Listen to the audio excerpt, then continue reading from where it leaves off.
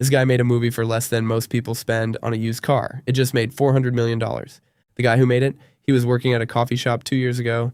This is his real story and what it actually teaches us about building any career in any field.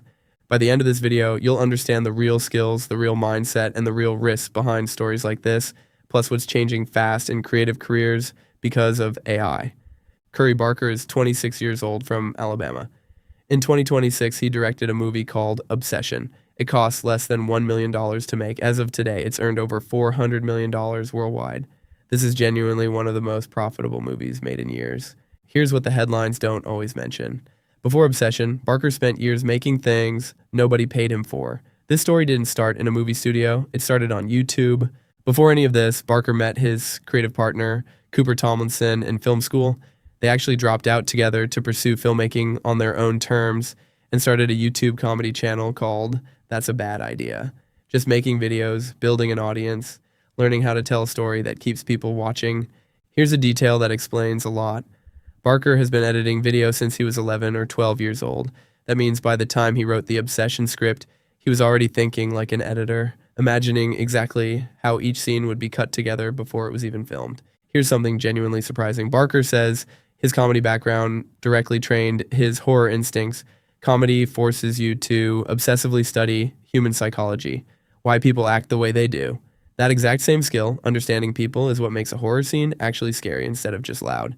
Here's a specific technique worth knowing. Barker refuses to include a shot unless it's genuinely motivated by the story.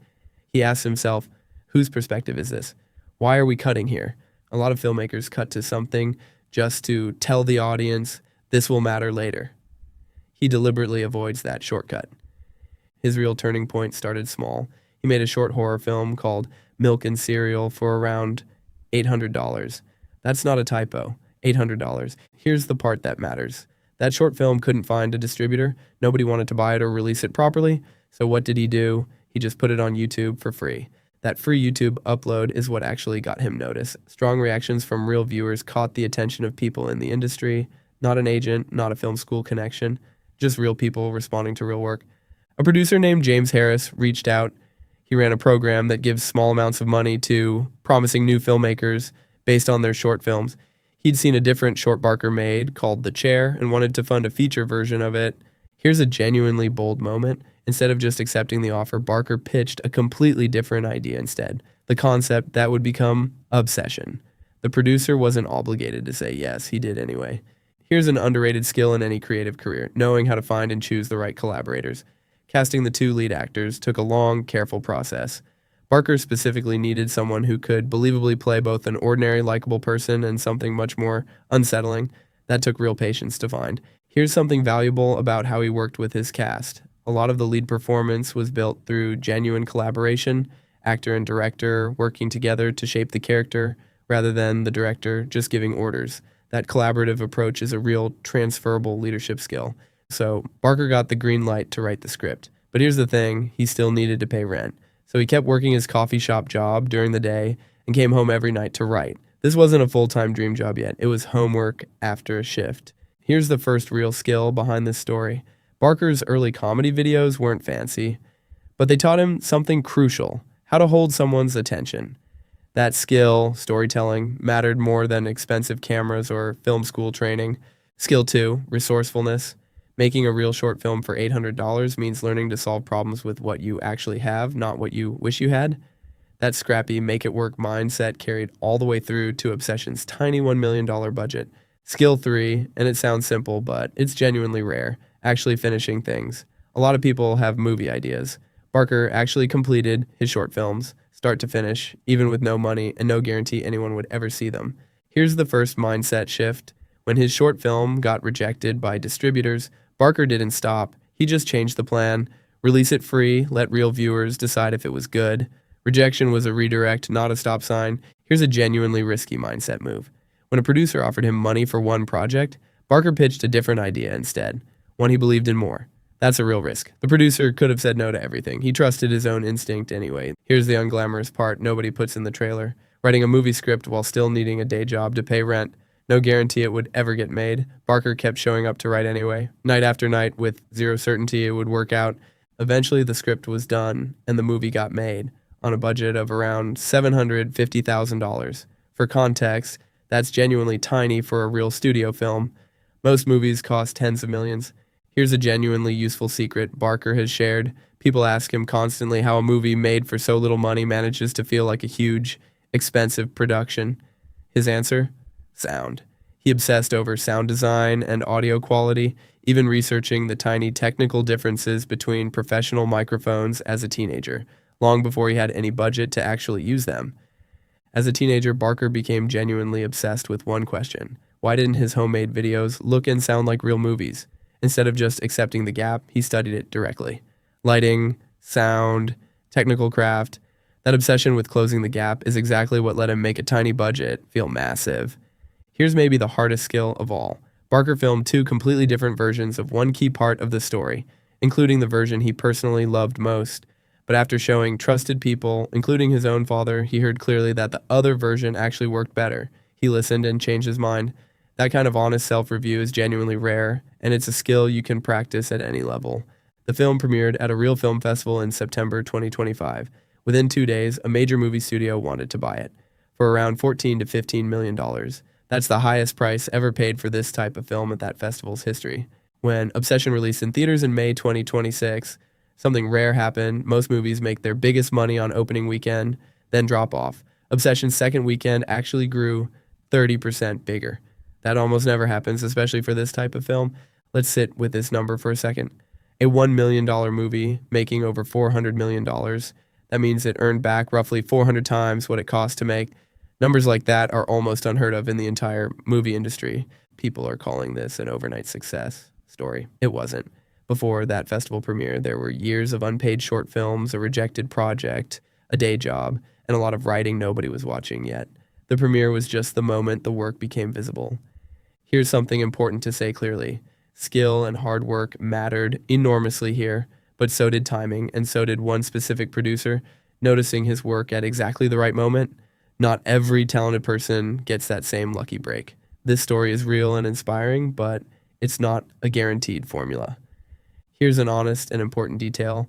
Not everyone on this film became rich from its success. The film's art director, who also worked as a set dresser, graphic designer, and several other jobs combined, was paid around $300 a day, roughly $7,000 for the whole project. Meanwhile, the film made hundreds of millions. This isn't here to make you cynical, it's here to make you informed. Creative industries can be genuinely unfair about how success gets shared, even when a project succeeds wildly. Going in with clear eyes about this is part of building a real, sustainable career. For Barker specifically, the success did change everything almost overnight. He's described feeling completely overwhelmed by how fast it happened, saying his brain almost couldn't process the scale of it. Here's a fun, real detail. The studio surprised him with 250 employees at what he thought was a routine meeting, all there just to celebrate his success, and gifted him a golden replica of the magic object from his own movie. Success like this raises a real question. What do you do next? Barker has already been given a clear answer, in a way. He's already shot a follow-up horror film and signed on to write and direct a reboot of a massive existing horror franchise. Huge opportunities kept arriving fast. Here's something genuinely relatable, even at this level of success.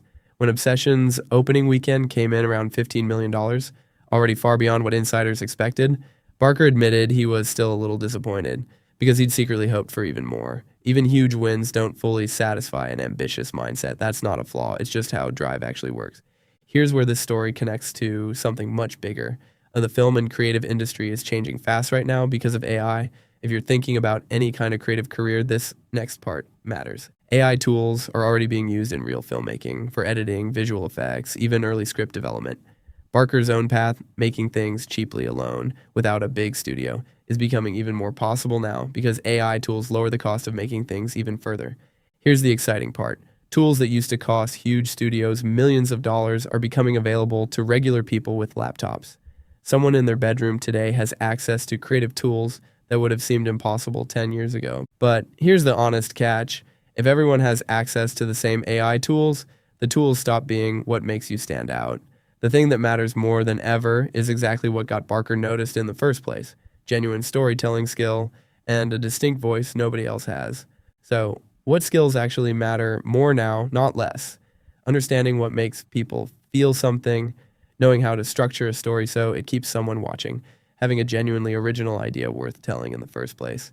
AI can help you make things. It can't tell you what's actually worth making.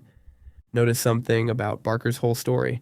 None of his key mindset moves were about having better equipment, finishing projects, handling rejection, betting on his own idea, showing up consistently even while broke. Every one of those is a mindset skill, not a technical one. And mindset skills don't get replaced by AIs. You don't need a movie studio or a big budget or even permission to start. Barker started with an $800 short film and a free YouTube upload.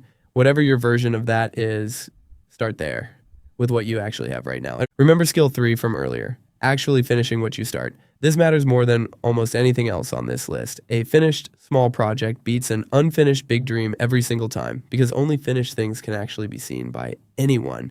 Barker's short film got rejected before it ever got noticed. Expect this to happen to you too, in whatever you're building. The real skill isn't avoiding rejection, it's having a plan for what you do right after it happens. The coffee shop nights weren't glamorous or exciting. They were just consistent, showing up to write even without motivation, even without any guarantee. That unglamorous consistency is what actually built the foundation for everything that came after. There's a real lesson in Barker pitching his own idea instead of taking the safer offered project. Not every opportunity that comes your way is the right one to say yes to. Sometimes the better move is trusting the idea that's actually yours. As you build whatever you're building, AI tools can genuinely help, but they work best when they're helping a real skill you're developing, not replacing the need to develop it. Use the tools, keep building the underlying skill too. Remember, even after $400 million in success, Barker is still facing a genuinely hard decision about what to do next. There's no finish line where every decision suddenly becomes easy. That's just what building any real career actually looks like. Here's the honest combination behind this whole story. Real skill, a resilient mindset, consistent effort during the boring, unglamorous parts, and yes, some real luck and timing too. All 4 of those were genuinely there. Pretending it was only one of them wouldn't be telling you the truth. You don't need a producer's phone call to start building your own version of this. Pick something small, finish it completely, put it somewhere real people can actually see it. That's the exact same first move Barker made, and it's available to you right now. A coffee shop worker made a movie for less than $1 million, and it earned back 400 times that. But the real story isn't the money. It's the years of small, unglamorous, unpaid work nobody saw. That's what actually built it. Whatever you're building, that part matters more than any single lucky break ever will.